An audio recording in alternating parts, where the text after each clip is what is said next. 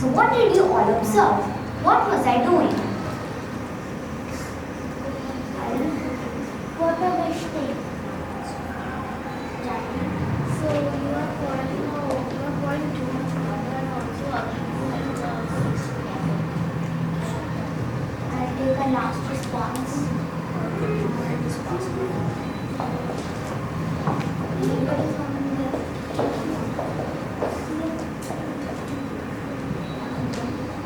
So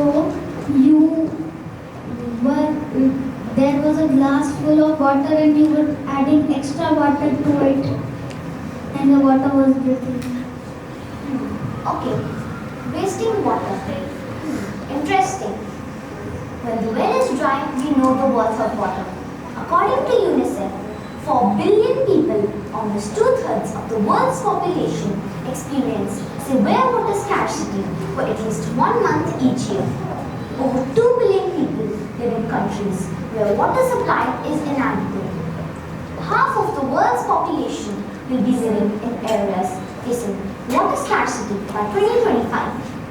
Good morning everyone, I'm Jetashri Rathore from Form 5 and also the PYP school president.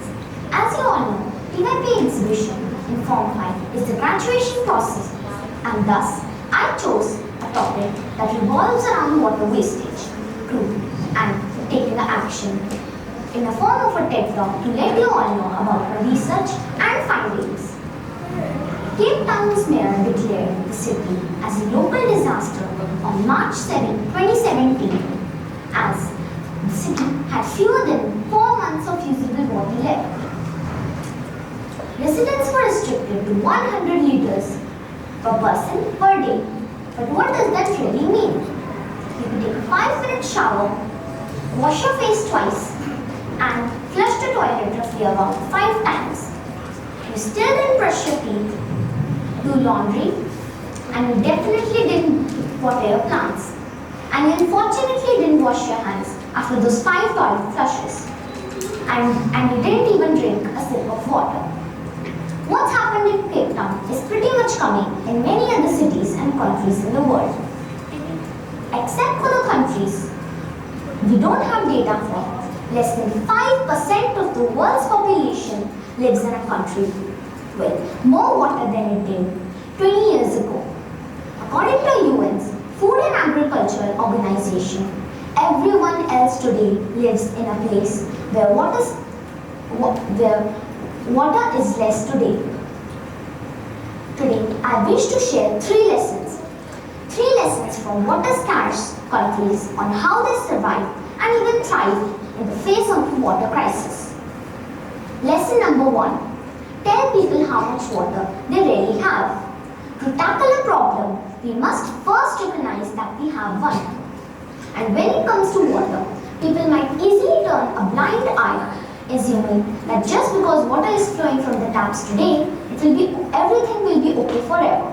However, some drought-stricken countries have taken basic, imaginative steps to ensure their inhabitants, towns, and companies are aware of how dry their countries are. Water levels in Melbourne had dropped to extremely low capacity of almost 26%. But the city didn't yell at people. It didn't tell them not to use water. They used electronic billboards to flash available levels of water to all citizens across the city. And they were all honestly telling people how much water they really have and letting them take responsibility for themselves. By the end of the drought, this created such a sense of urgency and a sense of community. Nearly 1 out of 3 citizens in Melbourne had invested in rainwater holding tanks for their own households. The actions that citizens took didn't stop installing those tanks. With the help of the city, they were able to do something even more impactful. Taking me to lesson 2. Empower people to save water. Melbourne wanted people to spend less water in their homes. And one way to do that is to spend less time in the shower. However, interviews revealed that some people, women in particular, weren't keen on saving water that way. So, the city started offering water-efficient shower heads. But then, people said that the shower heads looked ugly. So, what I like to call the shower head team developed a small water flow regulator that can be fitted in existing shower heads. Although shower head beauty doesn't matter much to me, I loved how the team didn't give up and instead produced a simple and unique solution to save water. Within a span of 4 years, more than 460 shower heads were replaced. Melbourne succeeded in reducing the water demands per capita by 50%. Empowering individuals and companies to save water is so critical yet not sufficient. Countries need to look beyond the status quo and implement country-level actions to save water. Taking me to lesson 3. Locals in Namibia, one of the most arid places in South Africa, have been drinking recycled water since 1968. You may now tell me that several countries recycle water. But I would say yes, but very few use it for drinking purposes, since they don't like the idea of the water from the toilets ending up in their taps. But Namibia could not afford to think that way. To preserve water, they look below the surface. They are now a great example of how countries can recycle wastewater to make it safe to drink. As a result, more countries that were once water rich are now experiencing water scarcity. So have you come across a similar situation in your surroundings or anywhere in India?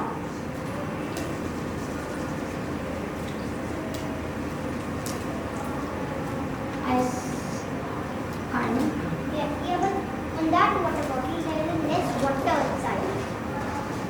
They recycle wastewater to drinking water, and I am asking, have you come across a similar situation in India around your surroundings or somewhere? Yes, to not waste water and only keep that much percent water. And also to keep that much percent water to protect ourselves, not that much percent water. If we never ever do anything with water, then we all will die and get harmed, and it will be so useful and useless. Okay, good. Kamya? Okay, so I've gone through this situation before because sometimes in my nanny's house, sometimes the water is not coming. So because of that, I need to save water, so that I need to store water so that I could even save it for myself for the later when I'm thirsty. Okay. So, anybody here? Front? So it also happened to me in my house. The other was watching the water coming, but after How much water was left? I had to drink that much from all the bottles, and after some time it was worth it. Okay. So, I got to know of one example from Shirdi, Nasik, where the groundwater level has gone so down that it is no more freely available to the people living in that area. Every person there has to buy buckets of water, which is also restricted to 4 buckets per person. So can you imagine how important it is to save water? To preserve water, in my opinion, we don't need to recreate the wheel. Take a look at what water-scarce countries have accomplished. The solutions are out there. Who considers in saving water when they go to the washrooms, cafeteria, where we wash hands in cafeteria, or refilling their bottles? It is now up to every one of us to take meaningful actions today to a better tomorrow. Thank you.